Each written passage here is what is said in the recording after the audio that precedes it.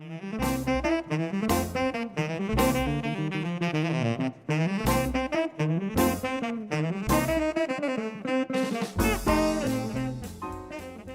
evening and welcome. It's Friday, it's 8 o'clock, and that means it's time for Buster's Virtual Jazz Club. That's right, we're here, we're live on YouTube, transporting ourselves all around the world to you wherever you are. This is live, it's happening now. So if you are there, then please do put a little comment in the chat box, say hello. It's nice to know there's somebody out there. And we hope you've had a good week. Before we start, I've got to say a big thank you to all my regular Patreon subscribers and also to everyone who makes a donation on PayPal. It means a lot and it goes a long way, especially these days. As you may have seen in the post on our Facebook page this week, we've got some merchandise. I've got some t-shirts and some baseball caps now. These are prototypes. I'm still working on finding a way of getting them, setting it up so you can order some, and we may even have some coffee mugs soon, so watch this space. So do check out our Facebook page and our website as well, where you can find out information about upcoming shows and share and click and like, all that sort of stuff. So this evening my guest is a uniquely broad musician. He's a composer, a conductor, a performer and educator in jazz, classical and world music. He's director of the London Jazz Orchestra, professor of jazz at the Guildhall School of Music and Drama, director of the genre-busting choir Eclectic Voices. He's artistic director of Highbury Opera Theatre. He's directed contemporary string ensemble Opus 20. He's director of music at the American International Church in London and a conductor of orchestras, choirs, bands, opera and musical theatre.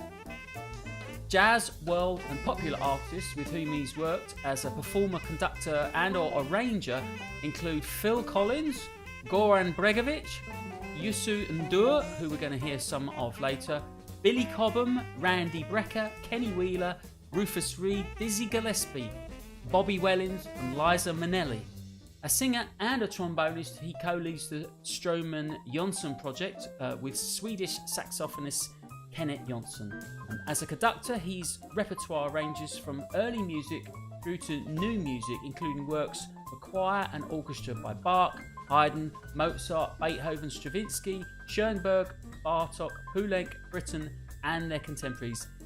He has a particular interest in modern music of all styles and has worked with orchestras including the London Philharmonic Orchestra, the Orchestra of the Age of Enlightenment, the English Chamber Orchestra, the London Sinfonietta, the Northern Sinfonietta, the RTE National Symphony Orchestra, Orchestra Nationale de Lyon, Opera de Lyon and Opera de Toulon. He often leads collaborative projects combining jazz and world music artists with classical musicians, and he's developed and directed the London Philharmonic Orchestra's innovative Renga and hit squad ensembles. He loves working with young musicians and has directed many youth orchestras, choirs and ensembles, including the London Philharmonic Youth Orchestra, the LPO Future First, Northern Sinfonia's Young Sinfonia, Devon Youth Orchestra and Sinfonietta, Cambridge and Peterborough Youth Jazz Orchestra and Southwark Young Musicians. He's a prolific composer and his compositions include the football-themed opera Fever Pitch, which we're going to hear a bit of, the Shakespeare musical As You Like It, song cycles, a jazz mass and lots of other stuff too. And he's currently working on an opera based on the play by Michael Palin. So I think it's time to meet him, and I'm pleased to say he's here with us now, live on YouTube. Ladies and gentlemen, please welcome the very wonderful Mr. Scott Stroman. Hello, Scott. Hello, Buster. How nice to see you. Thanks for that amazing introduction. I'd like to meet that guy, actually. I don't think I know that guy. Well, it's very kind of you to give up your time this evening and come and join us and share your music and talk about... I mean, there's so much to talk about. We can only dip into a few things, unfortunately, but I hope that we can, cover some of the amazing projects and work that you've done over the years. And I guess we'd usually start by saying, like, what have you been up to? 'Cause it's been a funny year, hasn't it? And I know you're somebody who likes to keep yourself busy, and I can imagine you've been busy, beavering away, writing and arranging and composing. Well, I've had this. You mentioned the opera. I have had this big project to do anyway. A lot of which I have to spend my own time in this room creating, which is this largest thing I've ever written, which is this 75-minute opera based on The Weekend, a play by Michael Palin, and it's been on a go for a while. It was supposed to actually been on stage in September, so, Yeah. and I like to work things to the last minute, so I had planned myself to finish the thing in June. It was already in rehearsal, and then, of course, everything got delayed, and I'm like Ellington. I need a deadline. I don't need time. I need a deadline. So it's kind of rushed on. So I'm still, yeah, we're actually going to record it, an audio version of it next month, and I'm just finishing that last scene to get it happy. So that's been the thing, which is actually has given me something to be working on. But because of this has been a good time in a way for people who are involved in education. If you're a musician, if you're in a situation like I am, where I can work with great students at a place like the Guildhall School, luckily, starting in September, we've been able to do, incredible projects, and working with Norma Winston, just worked with Kenneth Jonsson, who came from Sweden, and and just been lucky to do some really great quality stuff because we have the space there, and we have the students, and it's been a blessing actually to be in education when so many of my mates have found their own musical projects put on hold. I've been able to at least do that, and it's been great to do that. I've got re-energized, with the education part, because of course anybody involved in education knows it works the other way. They teach us, so that's where I learn everything, is from all these these great young people with their ideas. So that's been real. I've been busy, actually, much more busy than I thought I would be. It's funny, isn't it? I mean, we get sort of these things on the go, and then suddenly you're just wrapped up in these projects. And yeah, I know what you mean. It's easy to keep yourself busy. The new opera, because we briefly spoke about it earlier, as I understand, it's not been shelved, but it's gonna you're doing a recording now as opposed to a. So you're working on a like a CD or something, are you? Instead of Yeah, well, it's very much it's very much schedule? not been shelved. You're right. Yeah, no, it was going to be on stage in September. That's where our home with this group is Highbury Opera Theater, which you mentioned before. I'm the artistic director, and it's a collective of artists and local people. It's a really quite unique thing, wonderful thing of local professional artists, and then we have some like volunteers from the community, business people and singers and kids and stuff who want to do stuff. And so we've kind of collected to do these big shows. When we did Fever Pitch, that well, there was about 100 people involved in performing that show. Never mind all the people behind the scenes and all the schools, and Arsenal helped out and blah blah blah. So And it's these projects take months and months of planning, don't they? So something like this is a yeah, disaster. that's right. Exactly. So now this one is because of all the delays. That's been a lot of obviously a lot of fancy dancing to pull it off. So anyway, we at one point we thought we were going to make a video version of the show, Yeah. and that would be it. And in the end, we decided no. Now what we're going to do is we're just going to do an audio version at where we are now, record it.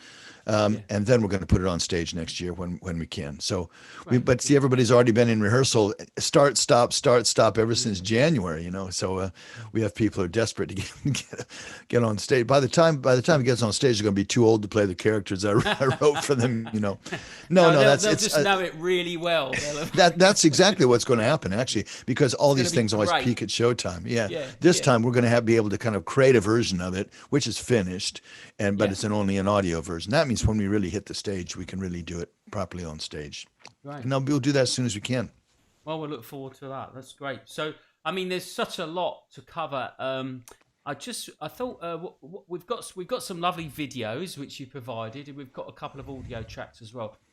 And I thought we'd kick off by looking at something that's been, something you've been involved with for a long time, and I know that's very close to your heart. It's just the London Jazz Orchestra, and that's quite an institution that's been going for a while now, featuring a lot of great British jazz musicians, and it's a great opportunity to also, I know, for students to come along and sit in and play. And are you still doing the residency thing at the Vortex? Is it Sundays? Absolutely. Yeah. Of course, it stopped during the COVID problem here, but next year will be our 30th anniversary, and our 30th, and our very first gig was in the Vortex 30 years ago.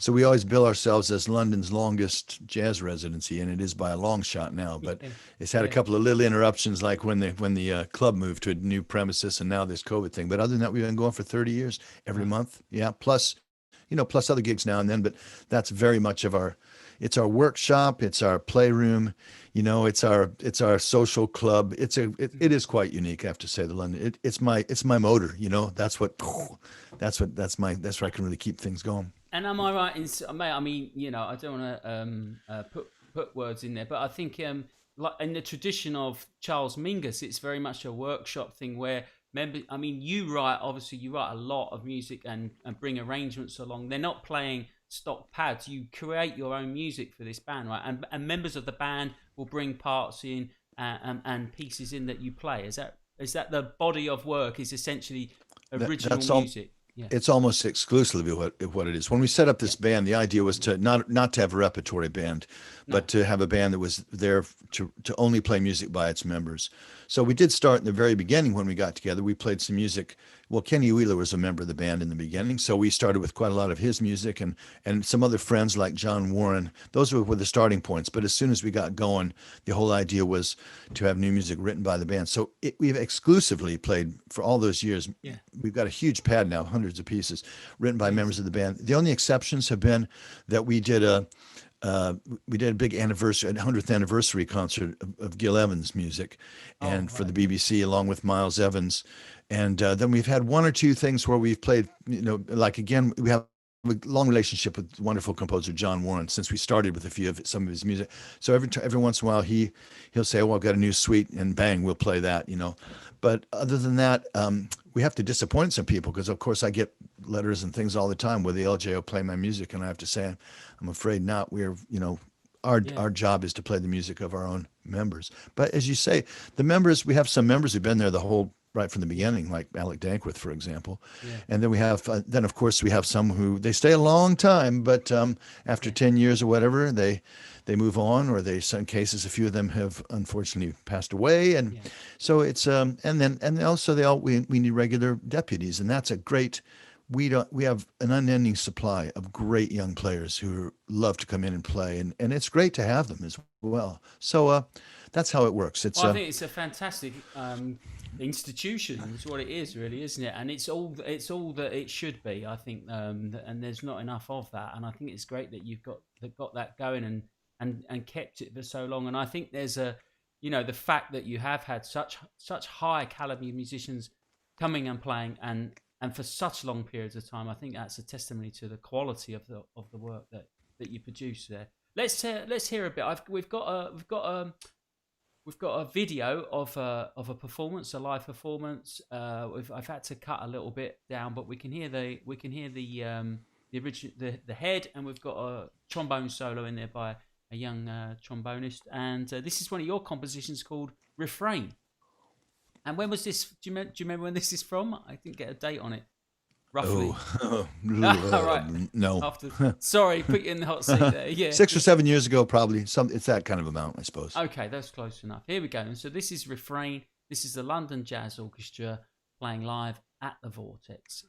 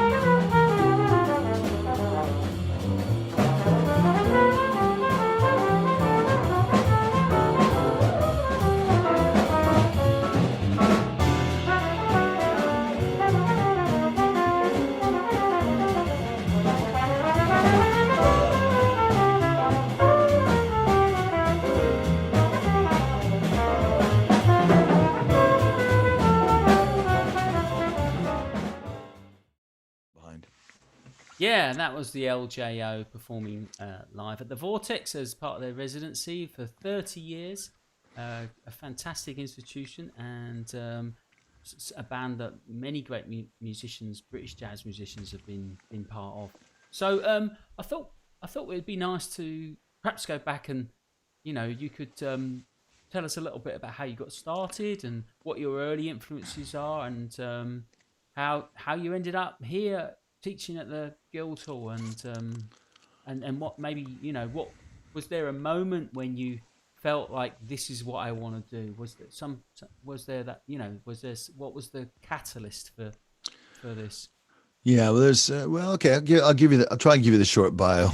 I come from a small town in Indiana called Kendallville, Indiana, northern Indiana. The nearest big city is Chicago.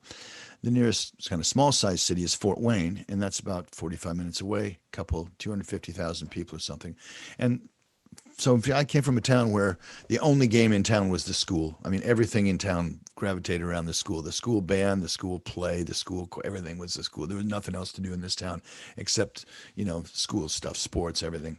So I was lucky that my school had a really good couple of music teachers. I don't come from a musical family. My parents sang in church choir and still sing in church choir to this day. Oh. So there's a kind of tradition of community music making, but nothing beyond that. And but I had my school band director was a trombone player, and he also played in the local symphony orchestra that was in Fort Wayne, Indiana. So I was quite lucky in a way. I didn't know anything about music. I mean, zero. I just loved my trombone. When I started playing my trombone, that was my buddy. And so I got really excited about playing in the band. And one day he said to me, he's a classical player, but he said, I'm going to start a jazz band. And if you play in the jazz band, you get to be the only trombone player on your part. Because in a wind orchestra, big wind bands, we had 100 people in our marching band. The whole town would come out to watch the marching band. But there was always about 20 trombones. But here I got to be the one guy playing first trombone, and I'll tell you what first moment that got me really going in jazz. So he had a kind of swing band going, and he was a good musician, but not a jazz player. And we played a concert, and after the concert, and I played, and we needed somebody to take a solo on a piece, and of course, I'll do it. What's a solo? Well, solo they can't hear it. No, you play by yourself. What do I play? Like usual, whatever you want. Okay, so. Is a thing in F. F's easy on the trombone. Blah, off we went. So I played this solo in this concert. I was probably 14 or something. And next day, I get a knock on the front door, and this guy comes around, and he's got a box full of records. And it turns out this is an ex-band director from years ago, an older guy who just kind of comes along to things. And he came to this concert, and he heard me play, and he said, look, if you're going to play jazz, you're going to learn to play it the right way. And he gave me a whole box of records of all, Dizzy Gillespie. And wow. He said, particularly Thelonious Monk, listen to Thelonious Monk. Amazing. And I didn't even know what this music was. And so I started listening to these records, and one thing led to another. And as a trombone player, at that time, there was a need for trombone players. And so I was a good player, but a really young, naive guy. And I had another teacher from this city, Fort Wayne, who did some jazz playing, and he often needed a step or a second trombone for something. He started to invite me along. So I started playing with all these players who actually, it turned out they were guys who were ex-big band players with like Woody Herman, or they'd been on the road with the big bands in the old days. And then as it kind of wound down a bit, they ended up in cities like Fort Wayne doing the shows or teaching or playing for the circus or whatever. So when you sat in a big band, and there was a lot of rehearsal bands around in those days, you might be sitting next to somebody who, and here I'm a 15-year-old, I don't know anything, but these guys know how to play. Yeah. And so I kind of learned, I got into the scene really young, and I loved the music, and they were very generous, and one thing led to another, and then I decided I was a big science guy. I was supposed to be, I was into maths and science, and that was what I was really into in school. And then all of a sudden I went, boom, no, I don't care about all that. I want to play. I want to play jazz. And so I went off to Northern Illinois University because it was kind of the nearest big school that had a real tradition of great big bands. They did tours around the country and stuff like that, and I knew that. And I remember you telling me about your college big band. Yeah, it was like incredible. It had a really good reputation and was doing really serious work. It was like North Texas. In those days, you went to North Texas State, or this was kind of like the number 2, and it was only 5 hours drive away, and they were kind of in competition and did the similar thing, and they had guest soloists all the time. So once I got there, I was a naive young kid who didn't know squat from anything, frankly. I'm with all these guys from Chicago, been studying music for years and blah, I'm really, honestly, I'm like at the bottom of my class, and I gradually worked my way up through it. But I love to play, and I was doing classical music as well. So I've always done classical music and jazz, if you like, all the time. So I was studying composition at the same time, and I just got drawn in. And that's the place where we were able to tour with people like Dizzy Gillespie. That Wow. was incredible. Here I am, all of a sudden I'm talking to Dizzy Gillespie about making, these are the kind of things that sometimes happen in life. And at the time, you don't. I mean, when you're a teenager, or by that time I was probably 20 or something. Yeah. Dizzy Gillespie You're was. thinking this is normal. Yeah. Yeah, Right? but Yeah. that wasn't the music we listened to. I mean, I knew he was like a name from the history book. But Yeah. actually, then you actually come across this person, and it's not like I didn't know anything about him. I just kind of Yeah. heard about him, and then all of a Yeah. sudden, wow, this guy, and he's just kind of, and then we had, so we did a couple of tours with him, and I got to talking with him, and some of the things you do in the back of the bus. I mean, he would hang out. We did bus tours. It was, you think about it now, he was in his 50s. What a great experience. Like you couldn't Incredible. have written a better program of study. I know could you? you're like back there playing cards, trying to betting money against Dizzy Gillespie and smoking some things you probably might not tell your parents about and all that. You know what I mean? I mean, that was what it was like. Because once you get it doesn't make any difference who you are, where you are. Once you're on a coach driving from gig to gig, it's just another jazz thing. And he was that kind of guy who just dug that. Anyway, the point was we really got a hell of a lot out of the music from him. Yeah. And then, something like that kind of stays with you the rest of your life. And we did with other people, we came across there. Marvin Stamm, that's where I met Marvin Stamm. That's also how I got to, work with Louis Bellson on several different occasions, and had Louis Bellson around my house for dinner, and, Amazing. sweet talk my grandmother and that sort of. So I was just, that was partly why I went there. I know I'm name dropping a bit, but these sorts of people actually infect you with their music, Yeah. just by being in their presence and moving with them while they move and play together. And I mean, you pick up things you can't pick up any other way. And so Yeah. I mean, by that point, you can tell I was seriously infected. And after that, I managed to get myself to the University of Miami, because I thought I was really into writing more than anything else. I was playing. Yeah, I love playing, but writing was what I thought I was going to do. And there were two places in the country you could go to study what was called studio writing. One was University of Southern California, LA, USC for the film business. The other was University of Miami. And I chose to go to Miami because they had this, that's where people like Pat Metheny and Yeah.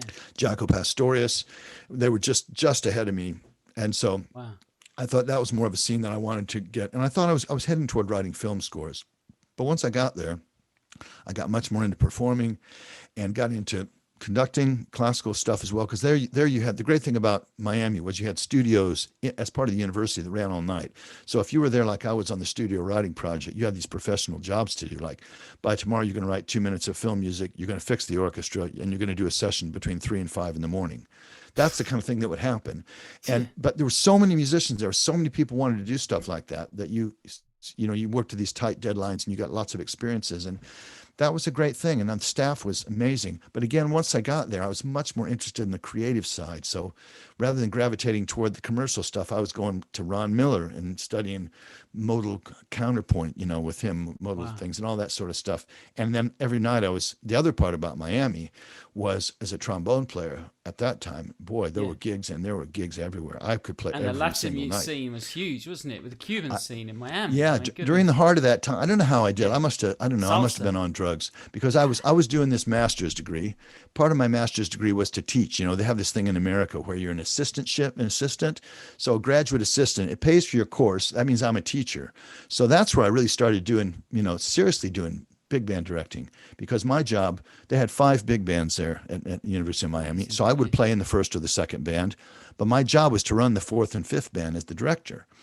So I'm directing the bands, doing gigs and then rehearsing and that sort of stuff. And sorry, And also, this is part of the program, like that everybody did, or was it just that you just kind of took all these extra things on? well, Because you if you just went there as a student, you'd pay your fee for a student, or you get a full scholarship, and you didn't do that stuff. But actually, the better way to do it was to go. I had my own course. That was the studio writing course. That's what I was there to do, really.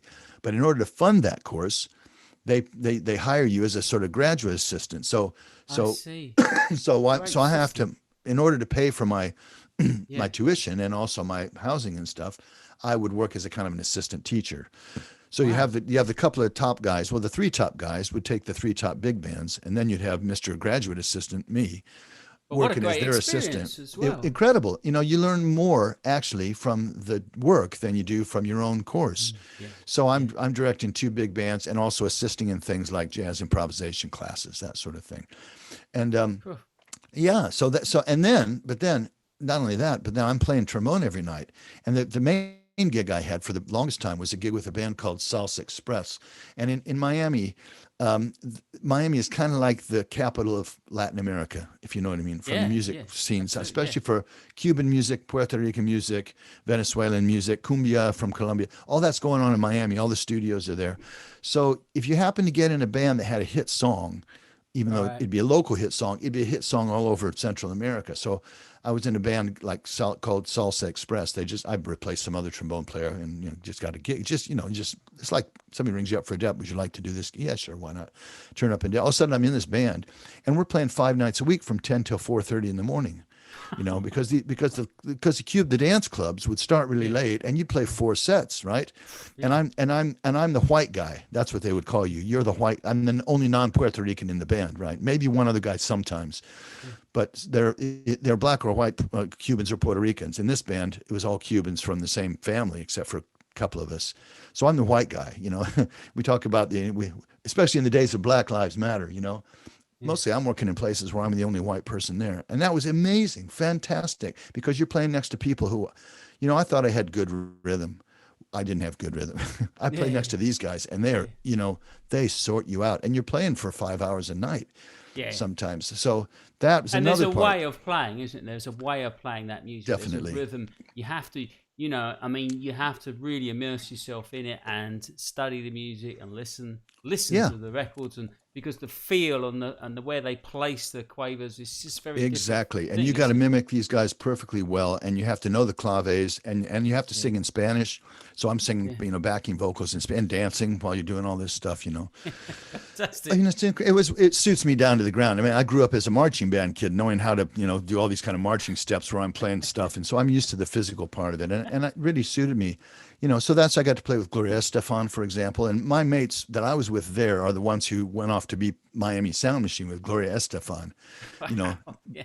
Me, I was married. So I was married. I wasn't really wanting to go off on tour everywhere. And also I had this other interest in classical music and other things. So so at that point, rather than stick with that whole thing, I got a grant from the Rotary Foundation to study overseas. And that's what brought me to London, because I actually wanted to get out of America. These were the Reagan years, remember? I wanted to experience something else. I was interested really in contemporary classical music too.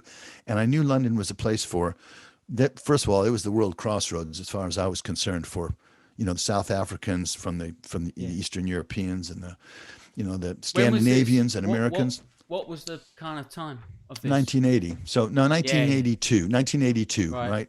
So So Chris 1982. McGregor and the Brotherhood Breath. I heard thing all was I heard of all hap- this stuff, and the happening big one I here. really heard of was Kenny Wheeler. Yeah. I was sort of really interested in ECM, Kenny Yeah. Wheeler, Norman Winston, all those guys, and everybody was kind of seen across in London. Right. So, but also I was really interested in Peter Maxwell Davis, Harrison, Burt Whistle. This whole contemporary music scene seemed to also gravitate to London. So I'm going to get myself there, and I was very, very fortunate to get a grant from the other. It wouldn't have been that. I'd have been in New York playing the trombone. That was my two options. It was going to be, we were heading for New York, my wife and I. That was going to be the next step. Go to New York, play the trombone, get some writing gigs, try to break into the scene, basically try to buddy up to Gil Evans and see what happens. But instead, I came to London for what I thought was 1 year on this grant. And I picked the Guildhall School because I had heard from somebody in America that it was the most progressive of the conservatories. I didn't even know they had any jazz going. It wasn't about that. It was just by general attitude. So I Yeah. came to the Guildhall. They took me and spent that year basically doing composition and conducting. And during that time, the students had started a kind of alternative big band because they didn't like what was actually the jazz. Well, the jazz, it wasn't a program yet, but the jazz course, a postgraduate jazz course had started. And the students who were involved in it found it too tame. So they started their own band, and I was just hanging around, and I had some of my charts, and they invited me to come and bring them, and I took them and ended up directing this band, right? I mean, just because, I don't know, I guess, I don't know. I didn't intend to do it. Next thing I know, I'm called into the principal's office saying, you've destroyed our jazz program. What do you mean? Well, nobody's going to our big band anymore because they're all going to this other thing you're leading. And he finished it by saying, I think we should offer you a job. And it was pretty much like that. I've made it a little bit shorter, but so by the end of that year, I thought, okay, well, I was just going to go to New York anyway. Why don't we spend another year or two, see how it goes here? And so I started doing that, and that's become the kind of centerpiece of everything since. That's why we stayed in London. It was really, we were only going to be here for a year, but by that time, 1 year leads to two, and then other things start happening around the, how it goes, Yeah. But for a musician, you go where you got some work, basically. And I had some work, and my wife was happy there. We had started having a couple of kids, and so they were, here we are. All these Well, years it obviously later. worked out. I mean, and you've managed to work in so many different fields and collaborate in all those ways. That's really interesting. Well, I think I was always, when I was really, before that, I lived this dual life in classical music and jazz. Mostly we've been talking kind of on the jazz side, but also I really wanted to learn about Beethoven and Bach and all that. I wanted to conduct those things, but and write as well. I'm writing a lot of big band music, but also trying to write some orchestral music. I actually thought about having two different names, try to, Right. because, you know how it is in this business, once you get sort Labeled. of pigeonholed, labeled for something, then you're there. But then when I came to London, when I started working with orchestras with my jazz back, I behave a little different than everybody else. And it kind of was an advantage being from another country, because they could just say, oh yeah, well, it's just because he's American. That's how they all are, Yeah. Right. So in a way it did suit me to be a bit of a fish out of water, and also to be so naive. I just, even all this stuff I'm talking about, I'm an outsider. I didn't come up in a musical family. And I didn't have any of those. I don't have a lot of the things that a lot of other musicians have, but I kind of made up for it by just incredible naivety and desire, and some lovely people along the way who've helped me out. So Well, I'm still like that now. Actually, I still feel like a total. I walk in the Guildhall, I think, I don't belong here. No, I'm in my 35th year, but that's a good attitude, because what I realize is a lot of people walk in, or they don't come in the first place because they don't feel they belong in a place like that. And so I think, I say, wait a minute, if I can come into this place, you can. This is a place for all of us. This is a place for everybody. You just do your thing, and what you always bring with everything that, and I can say, is this incredible energy that you have, and you do have that ability to just pull people together and make these incredible things happen. And we'll get to, we've got to play some music, but we'll get to it in a minute. And I think it really is, it is quite an amazing and unique thing where you can, because you put these projects together that are not just classical, you put these things together, but you do it in a way that it's not a gimmicky thing or anything like that. We was talking earlier, and I was saying, like sometimes it can be a bit of a buffet table, can't it? But like you manage to create something real and has depth, and you combine those ingredients. And I think a lot of that is because of who you are as well, and your attitude to music being so broad and open and welcoming. And I think that energy that you bring to all your projects is what brings the best out of people and enables those collaborations, because I think it does take a special person to do that. I mean, not any, someone could write the music, but you're not just, I mean, that's in itself is a great art, but you're up there and you're conducting it, and and chivvying everyone along, and and there's something about that is really powerful and quite unique, I think, Scott. Well, I've discovered it. I've discovered it, and delighted by what I've discovered, and I just want to share it with everybody. I conduct youth orchestras, and the one I've been working with the most recently is in Southwark, right? So that's an inner city school, inner city orchestra, all kinds of difficult problems, multicultural kids coming from all kinds of but we play Haydn and stuff, and I just say, man, have you heard this? Dig this. How did that go? It all becomes nothing but the music, and then we can play a Brazilian tune or something. And hey, do you dig this? It's just there. It's just sharing enthusiasm. Yeah, exactly. If you have that enthusiasm for yourself, and it's genuine, isn't it? It comes through. Absolutely. And kids especially. I mean, they're not false. They see through anything, can't they? If you don't, if you have that joy for it. Yeah. Okay. Well, look. Let's play. So this leads nicely on to this. We're gonna. One of the projects you did, one of your pieces, was a jazz mass, which is in itself quite an undertaking. I mean, a classical mass with all the history of that and that goes into that, and that kind of formula, and yet you've got some great jazz musicians, and you've written it, and it all revolves around this group that you've got, which is the Eclectic Voices, which is another project that you've been heavily involved for a long time, conducting, writing for, and rehearsing a choir, and this piece is again, it's quite an amazing achievement to pull that off and to make that work in that way. I think that's really something. But there's something I wanted to ask you about. In fact, let's play a little bit. Let's play a bit, and then I want to talk to you a little bit about the composition of this. So this is the Jazz Mass. When was this from? I didn't get a roughly. Sorry, the recording. Oh, the record now, that is a good 15 years old, I'd say. The recording. There's a lot of history in this. The piece itself is much older than that, but right. I've lived with this piece for a long time through a lot of different incarnations and things. But right. That's a recording, yeah. So this is recording, and it features Kenneth Jonsson on soprano saxophone, Stan Saltzman, who was on the show a few weeks ago, on tenor and flute, Henry Lowther, Pete Sabaton, the lovely Pete Sabaton on piano, Alec Dankworth bass, and fantastic Paul Carvis on drums, with the Eclectic Voices. And this is we're going to play the Agnus Dei from the Jazz Mass, which is available on the Spotify playlist for all our Gold Patreon members. Here we go.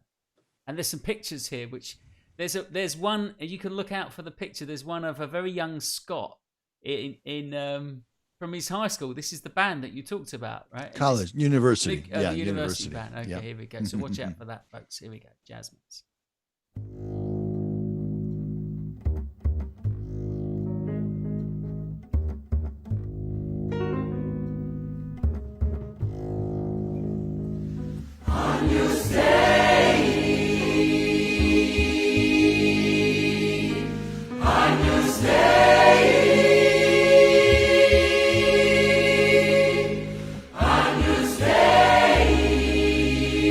Victoris peccata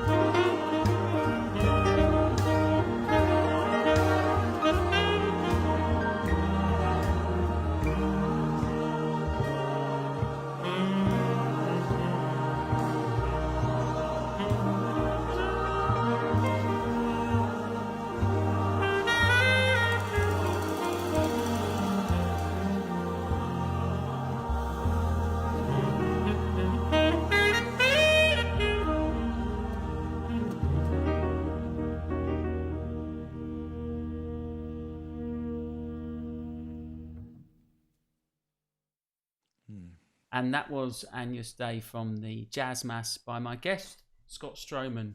And yeah, I mean, wonderful, Scott. You really pull that together, and it's just amazing to hear how you can get all those ingredients together and work in that way. And what I was going to ask you about, and I've spoken to other people about this, and I kind of know the answer, but I think it's interesting for the listeners perhaps, which is as a composer now, because we've talked a lot about you performing and playing, and we're going to look at some of your conducting.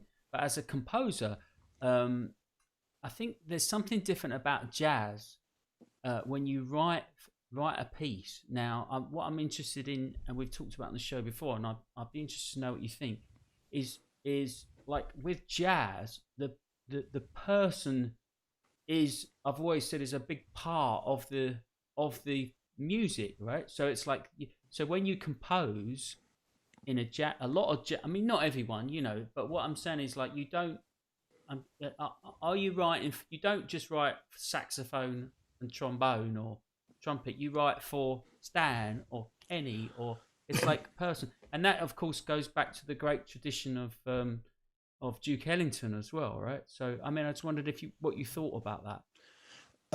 I've never written a piece of music that I didn't know who I was writing it for. Right. Okay. That is the absolute truth. Even I mean, when I I guess had to there's write, commissions that you get sometimes, is there? there is, yeah, there is then, that. But even, yeah, oh, yeah. I mean, but even then, mostly the people who have commissioned me have been because they worked with me before and they know me, and there's something, I mean, and those are the things I like doing.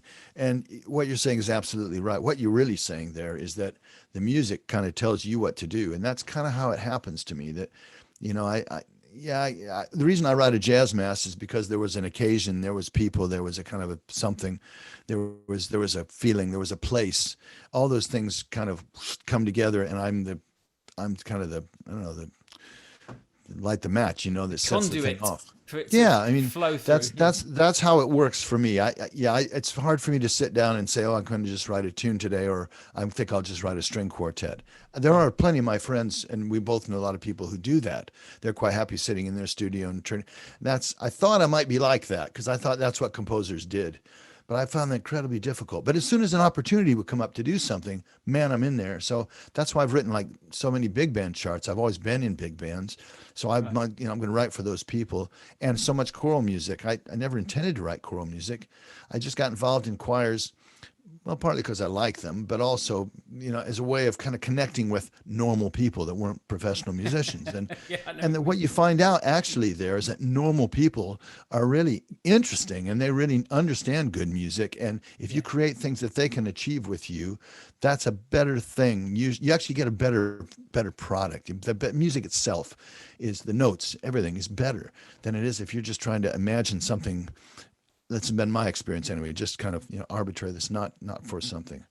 So so that's the case here. And that also helps you to know how much to write, how detailed is it.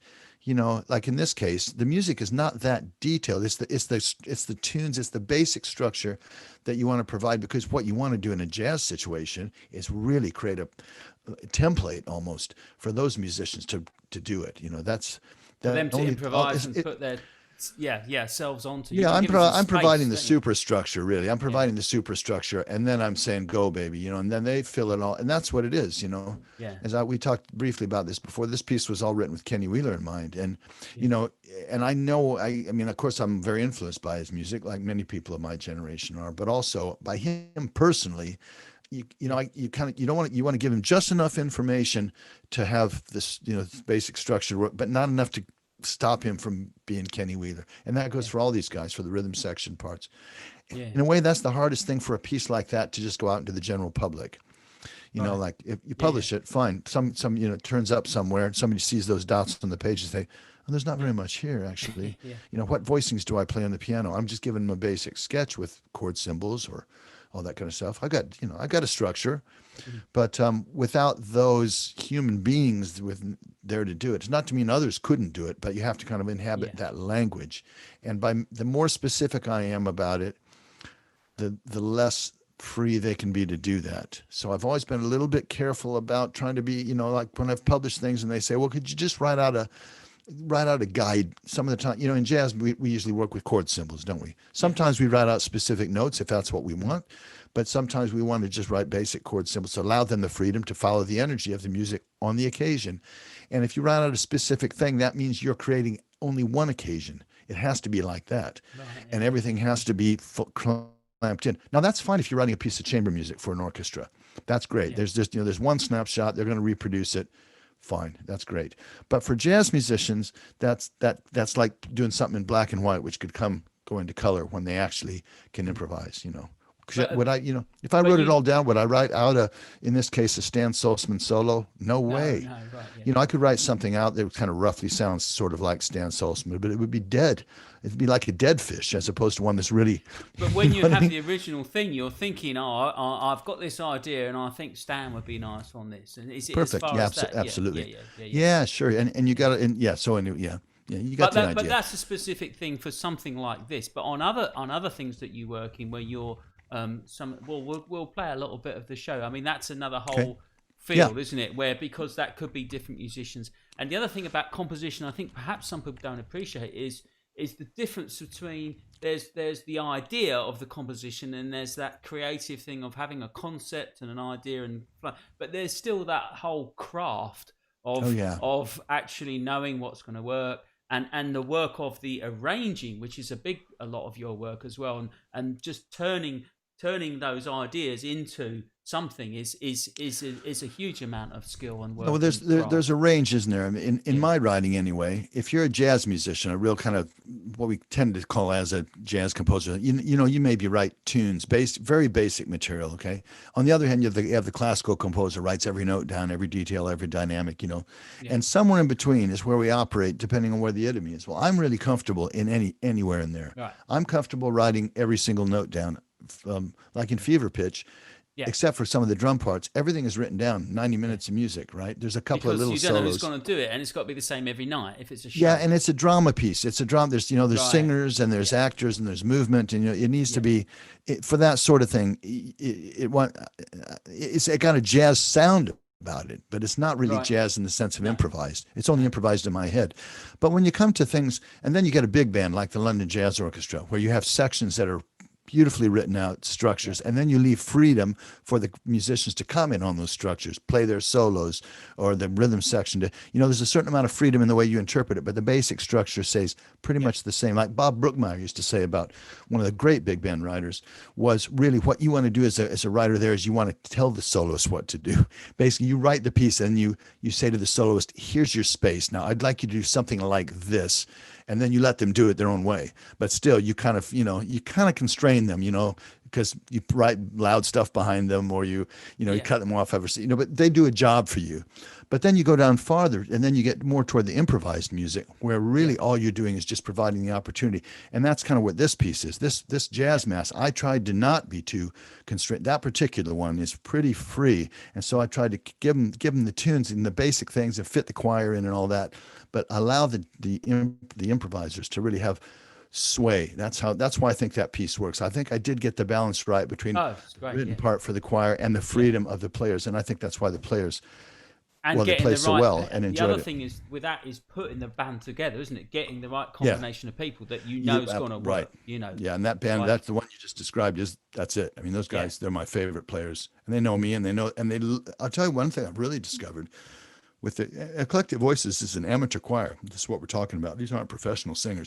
Some of them are professional singers, and they're good. They're good singers. Yeah, they're very good singers. But they're all from all walks of life. So there are some professional singers in there who do this because they like to be in a large vocal group.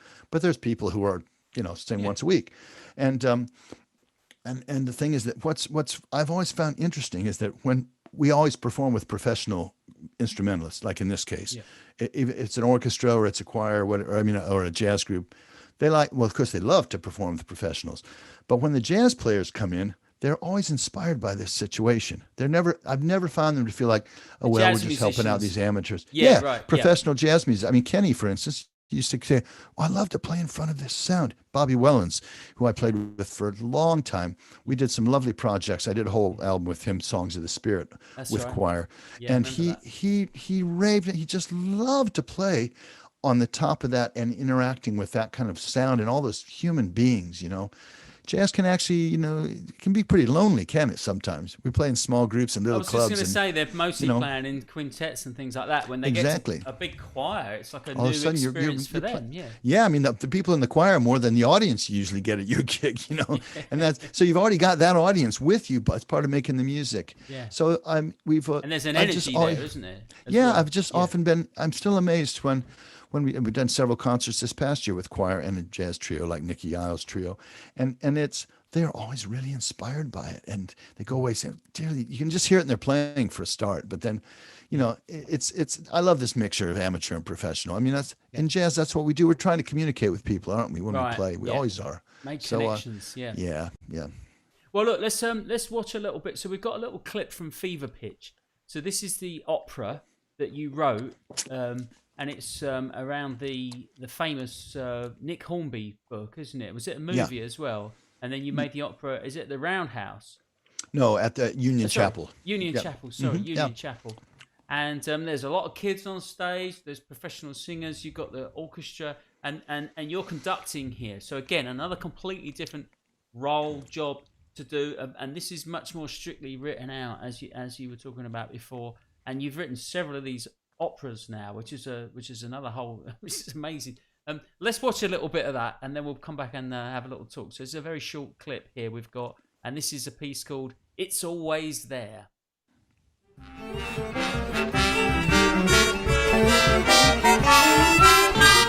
How can I say I'm reliving the dream, cheering my team of golden men and watching Thomas score again, that I know Tony Adams' face better than her own, and I know that I'm not alone. I'm replaying the best bits of Arsenal FC's greatest hits. So many glorious games to choose from. What can I say? But for most of every day I'm a moron. I'm a moron. I'm a moron.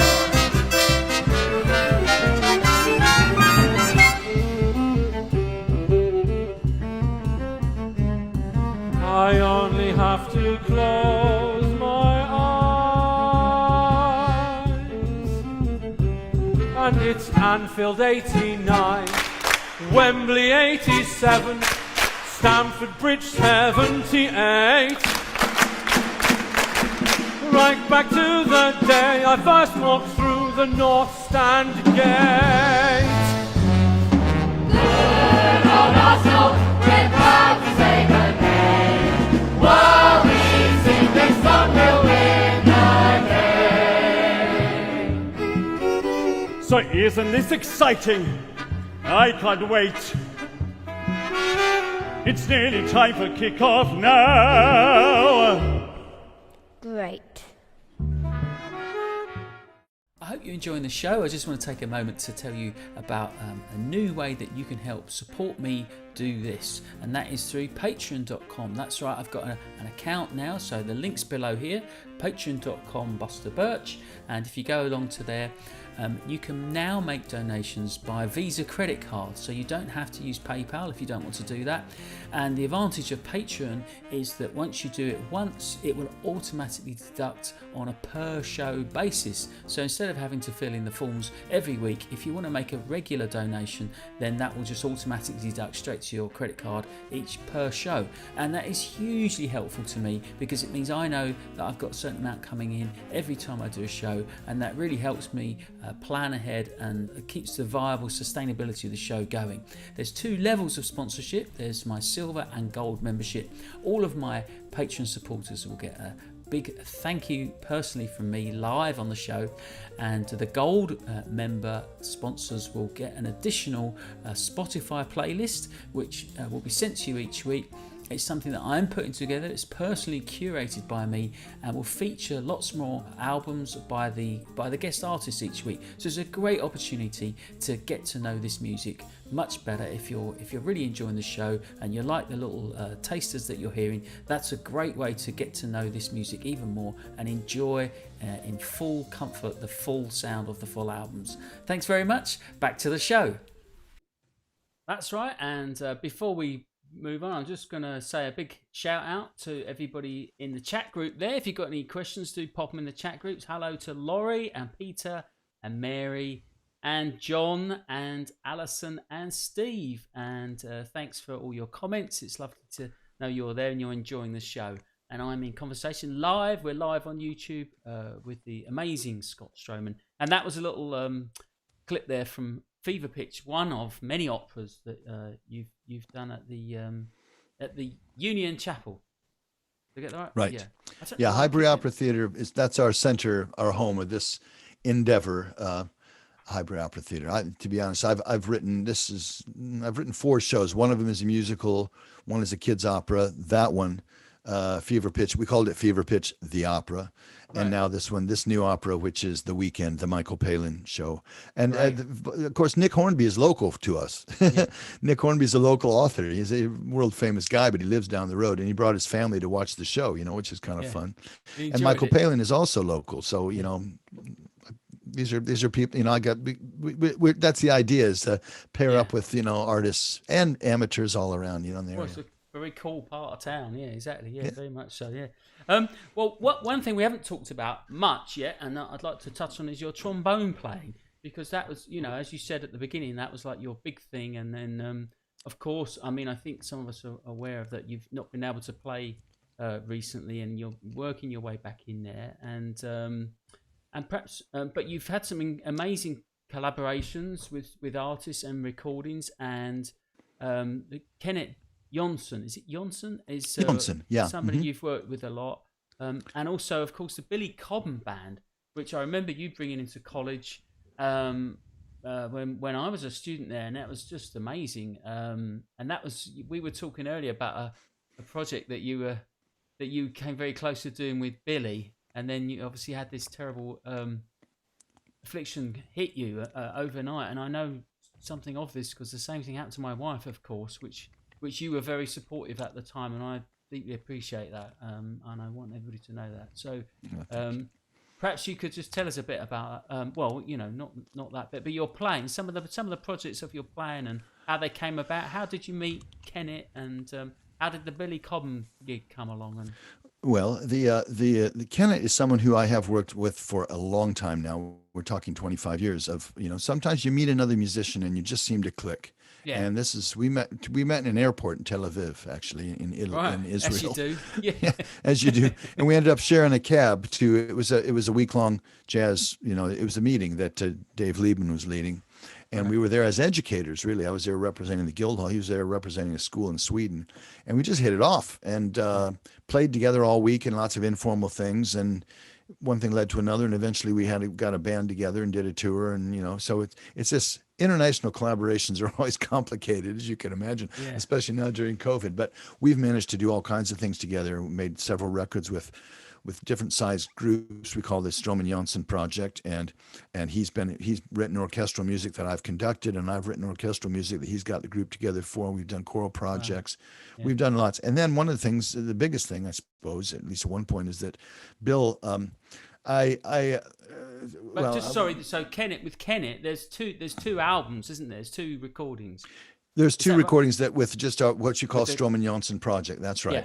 And that's like a small group thing. That's right. That's all your pieces. And that's you playing the trombone. Well, we've got a track. We're going to play a bit of that. But, the Stroman Jonsson project 1 is the one with me playing the trombone. Let's hear that. Yeah, all right. Let's play a little bit of that, and then we'll just come back to the Billy Cobham thing. So this is from the first album, and this is called After Her Visit, and it features Scott on the trombone.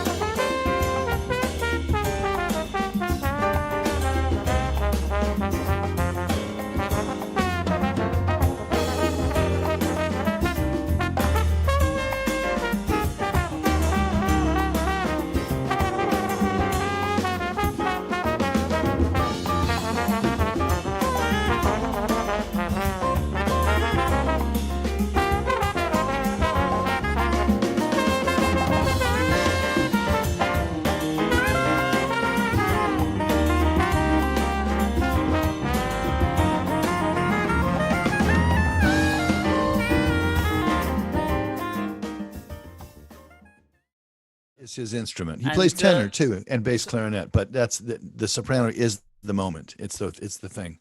So we're back on, Scott. Sorry, I should have put.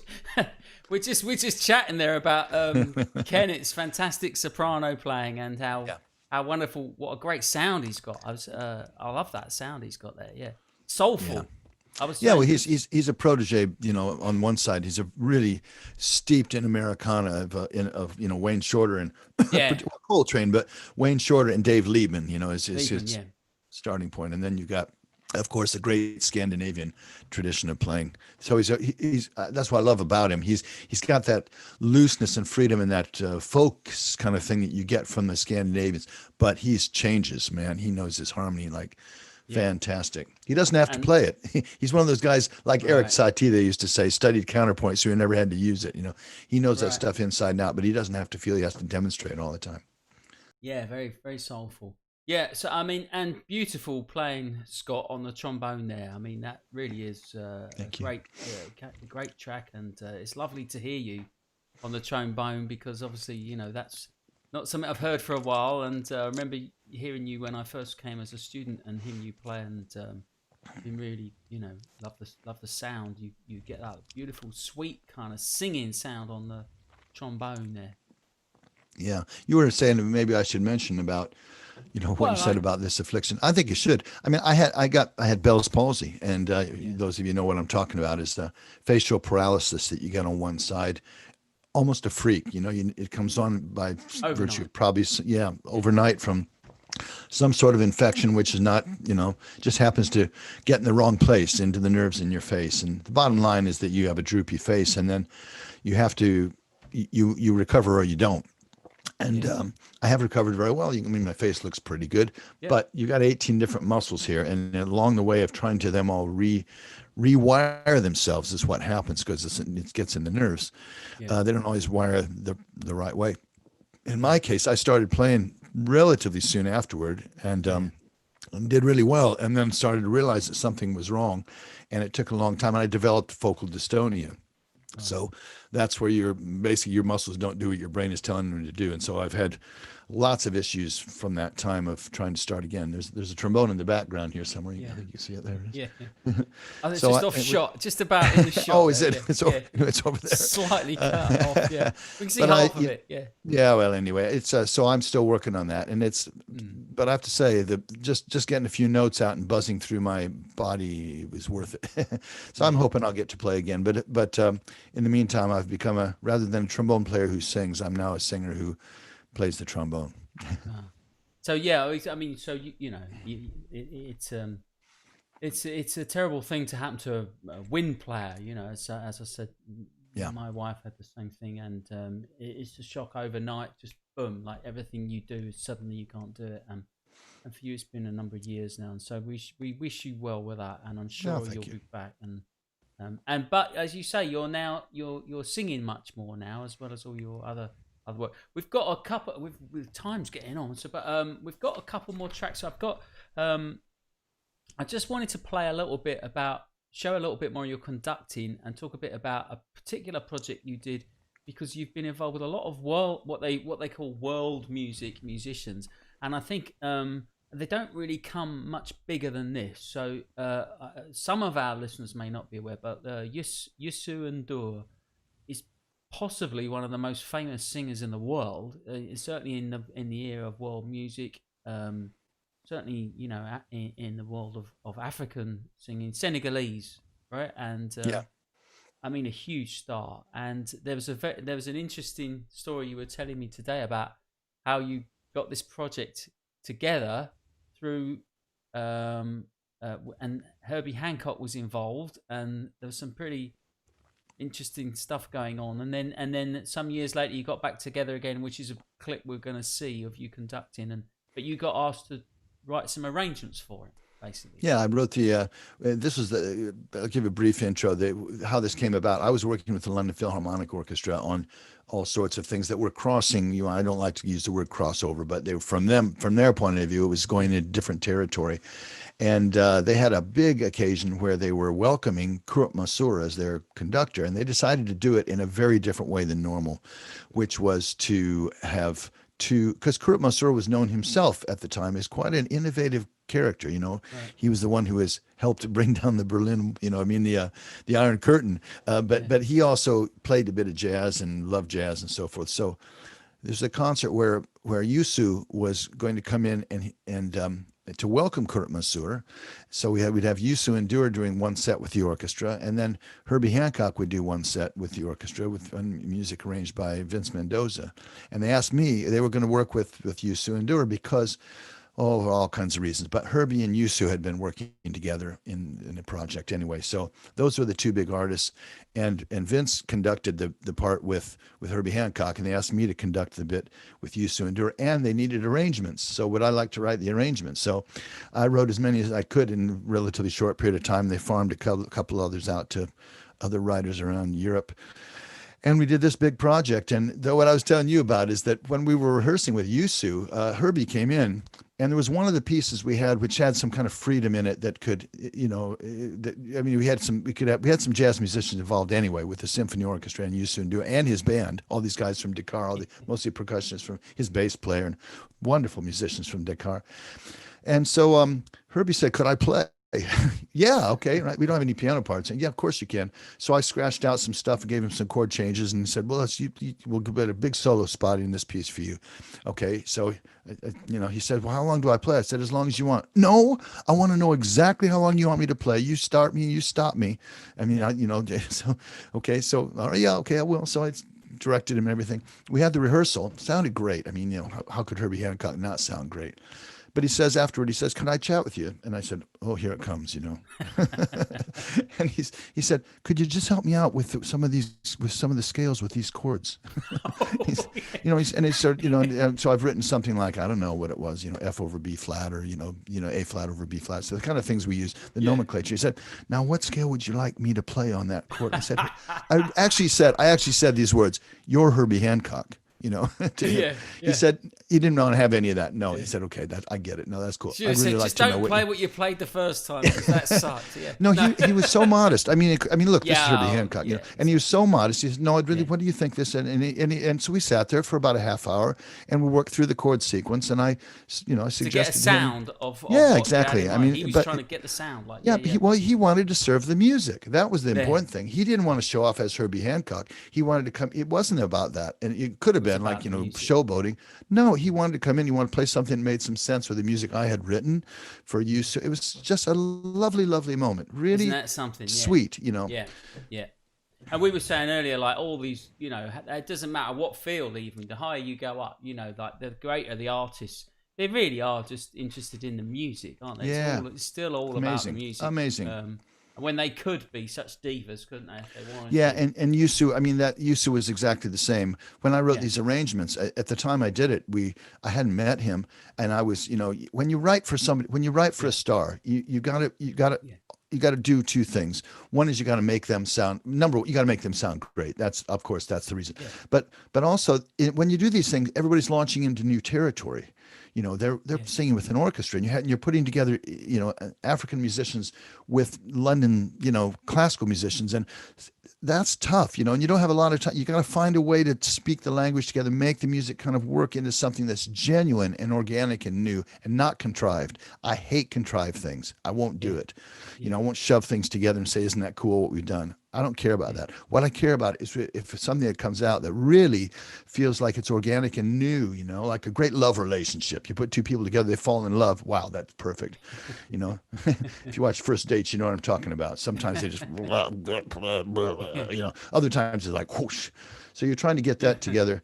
And, but you don't know how it's going to go because they haven't done the first rehearsal yet, and you got. No, I haven't even met some of the people. Right. So you're thinking, how far can I go with this, or what? Yeah. Right, that's exactly right. So, what arrangers tend to do, of course, is to play it safe because you don't want the artist to get on stage and say, "I can't sing that. You're making me uncomfortable," And then it's too late. Yeah. Yeah. So but on the other hand, you got to do something that makes a reason to be there in the first place. So anyway, I found this middle way when I wrote these arrangements, and to my delight, I mean, Youssou said, those are really great, but feel free to take it a little bit further. We can, we were opening some things up. We talk about in the jazz world about opening things up, and I wrote some more arrangements for the next occasion, which I took a lot more liberties with, because what he wanted new inspiration from somebody like me, not somebody to just repeat what he had already done before. He wanted actually to experience something new and for have somebody say to him, what happens if you do that? Take that up a semitone. Let's repeat that again. He's so comfortable doing that, and a lot of those world musicians are like that. They live in that world. Everything's kind of semi-improvised anyway. So great. I've done this song 100 times this way. Let's do it a new way tonight, and that suits me. I love doing that. And that's the way he and his musicians were. And once the LPO, now they're not used to doing that. They do, look, once we've done it, you're not going to change anything, are you? And I've done a lot of projects with them, and I always change something. And they say, it becomes a joke. Oh, all right, what are you going to change this time? Right, in the beginning, it was really a panic. No, you can't. No, it's impossible. We won't allow it. They learn to trust you, right? Because you've done it. And you pulled it off, and they know it's going to be great in the end, right? Yeah, exactly. But that's right, exactly. I started to work. The Ringa ensemble you mentioned was a smaller group of about 20 musicians, and we improvised, we wrote stuff, and so we got to know each other. Yeah. By that time, they'd say, "Oh, it's only Scott. He'll do. It's okay. Don't worry." Don't worry. And then fine. but that great for them because that led on to for them working with Wynton Marsalis, for example. So now they get used to that kind of genre. Yeah. It's easy because they're not so So this clip we've got is from a live show. It's a big gig, right? And you're conducting this whole orchestra that you've written all the arrangements for. But this is on the second project. So by this time, you knew that you could write a little bit more interesting stuff. He's got his whole band there. And we got on is it an open air concert? Where was this one? Was this in? This is above Lyon. This is an amazing place. They have this amphitheater, this Roman amphitheater above Lyon in France, where they run a big outdoor festival, and there's about 4,000 people there, and it's an incredible kind of event where they do, rock concerts and classical concerts and folk and everything in between. It's perfect for world music. And Youssou's and of course in France. He's a huge star. Yeah, and of course, and you were saying that he was Minister for Culture, right, as well, and travelled, all over and did a lot of great work, very, heavy. Yeah, well, he was going to run for president in Senegal. If you know anything about the politics of these countries, and particularly Senegal, at one point he wanted to run for president, or he was being put forth to do that, and then he was disqualified. Yeah, for political reasons. Yeah. However, he eventually made the culture minister. So he was actually doing a political job of being, as it were, being culture minister while maintaining his career to a certain extent. This was just after he finished doing that, and now he literally had just finished, and now he's off on another tour, and he's very relaxed and cool, and very personable. You could talk to him about this stuff. You sit there, have a coffee, and talk about African politics. You can't do that with every, not everybody's been a cultural minister of a major African country that you're about to do a gig with, And so there's a couple points. Like there's a couple points where you're giving him cues to come in and things like that. Yeah, so that's how it became. Yeah, you get a trust thing going. If he knows that you know what you're doing, then that means he can relax. He doesn't have to worry about stuff like, coming in at the right time and all that. Just bang away, just like you do on a gig. Yeah, it's just Brilliant. It's easy. And I wrote the arrangements. I knew his music. I've listened to him sing enough. I know how he operates. He's happy. Even though we didn't see each other for years, it's like you walk on stage and you're back together. It's easy, really easy. So we're going to watch this. This is a piece called New Africa, which was one of his big hit records. And then with the orchestra arrangements and conducted by Scott. Here we go. It's a little shaky at the beginning. It's live footage from the audience cam. Handheld cam, but it settles down after the first few seconds. Here we go.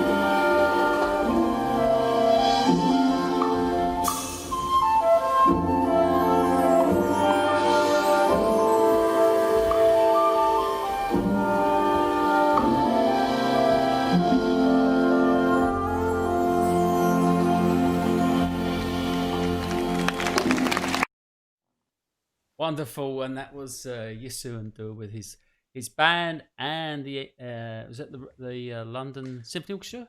No, this is the Lyon Opera Orchestra. Oh, I beg your Got pardon. a long history of working with the Lyon Opera. And that was in Lyon, and Yeah. arranged and conducted by my guest Scott Stroman. Well, Scott, the time's flown past, and it's been fantastic. We're getting some great comments here. Laurie just says, "Please tell Scott this is so interesting." Lots of O's on the so. Like thank listening to modern history. Wow, there we go. So, but time has flown past, so we will have to wrap it up. I've got a little clip we're going to play, which is from last week. Am I right? Is that the one? Yes. Yes. So Friday night, opening night of the London Jazz Festival.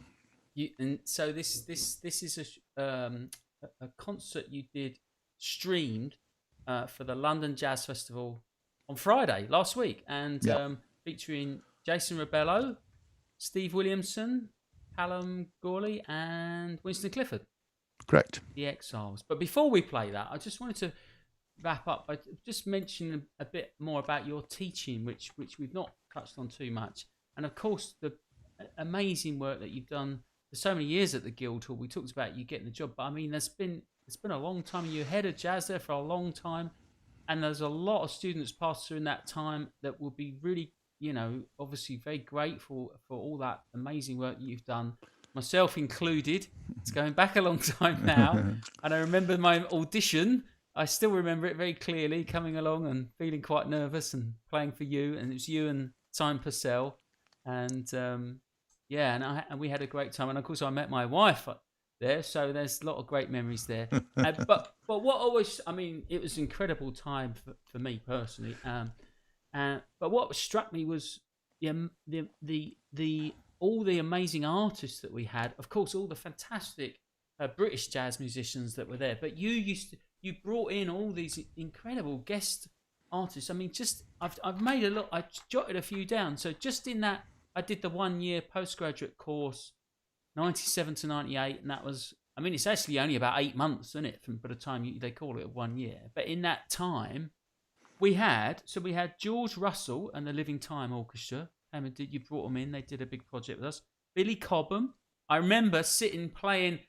Billy, because you conducted the big band, and we used to play. And then Billy Cobham sat in and played drums because there was a groove that I didn't know, and it was a boogaloo. And I remember you talking the book, and he was like, "Bill, can you just show him that?" So he sat and played, and I played percussion. I remember I had this little egg shaker, and I was just sort of staring at this egg shaker. I'm thinking it was Billy Cobham, don't screw this up, It's just sort of it's concentrating. Boogaloo on the egg shaker. Yeah, you could write a book about that. Yeah, no, he was playing the kit, and I was I know.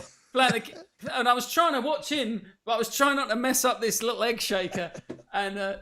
So there's so many great moments, and we had Dave Liebman come in. We had Randy Brecker, who I often quote in my workshops about when he said he writes a few notes down, and all the students were horrified when he said he sometimes write a few notes to help him with the chord changes. And then he realised everybody was like, "This is apocryphal," and then he turned around and said, "Well, if you would like to," he said, "even my brother does that."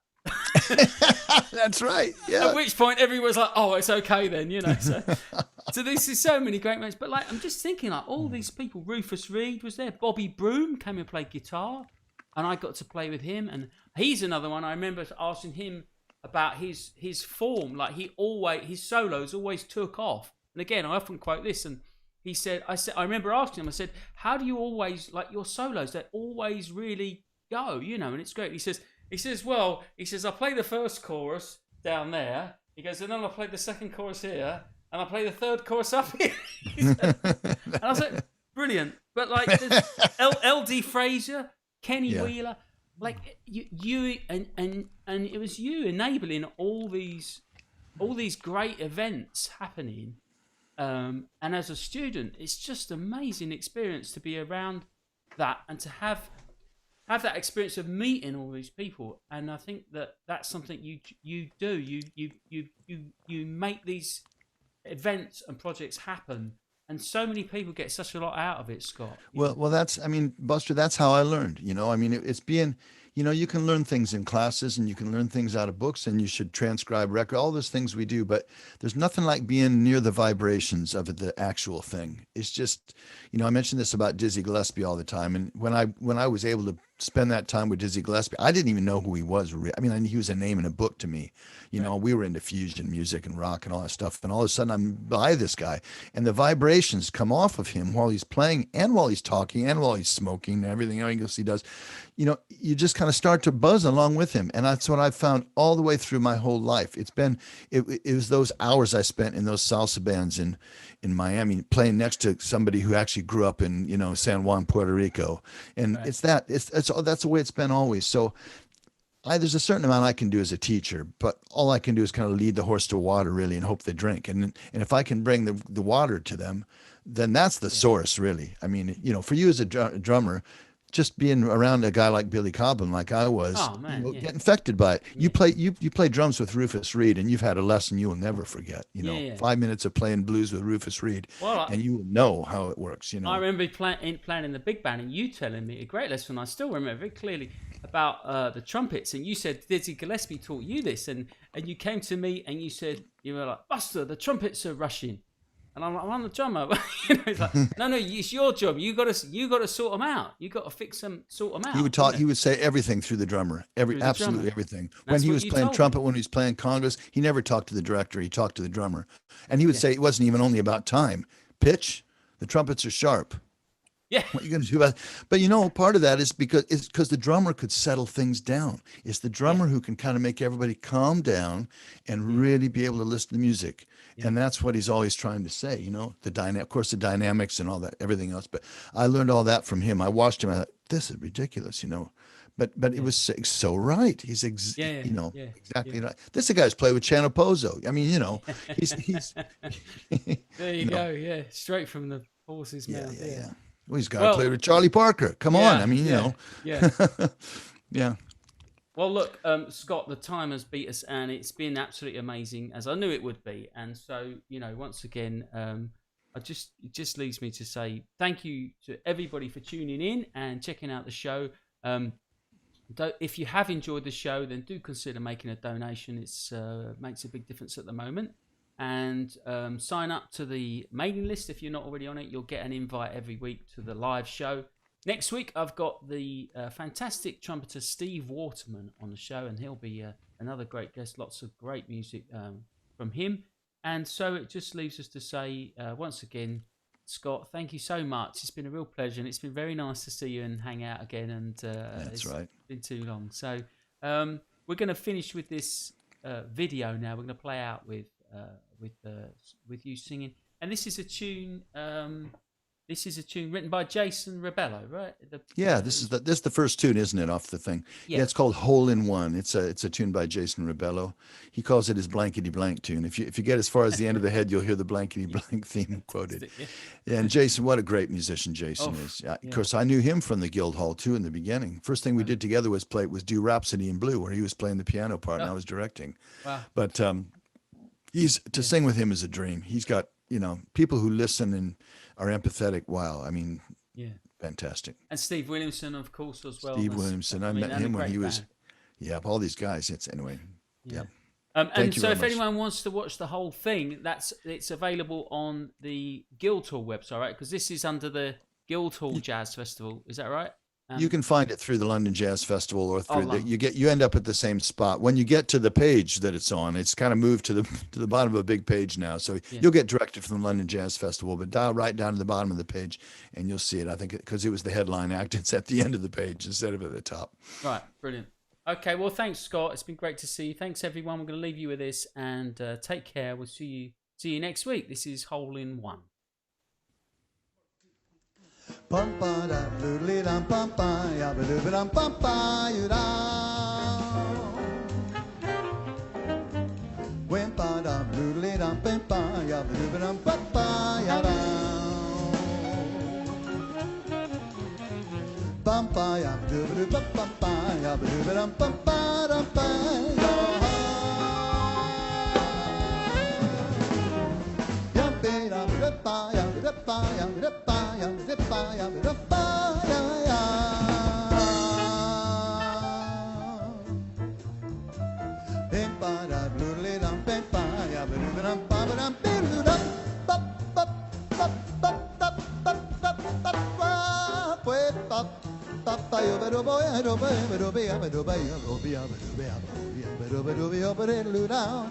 Way on, way on, way on,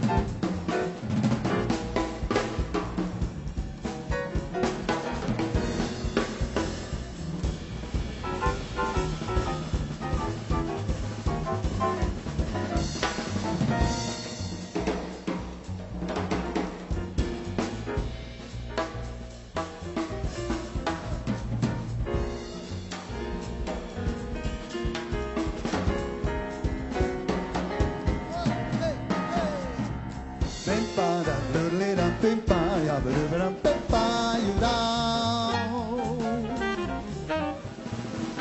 Pim pa da ba do le dum pim pa ya ba do ba dum pim pa ya da.